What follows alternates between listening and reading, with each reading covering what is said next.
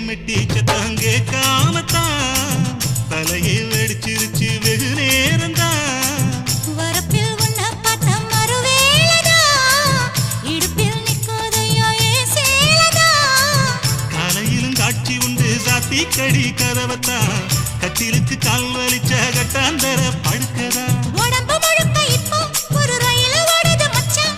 வளைச்சு நறுக்க சொல்லி என் வளையல் கிஞ்சது மச்சான்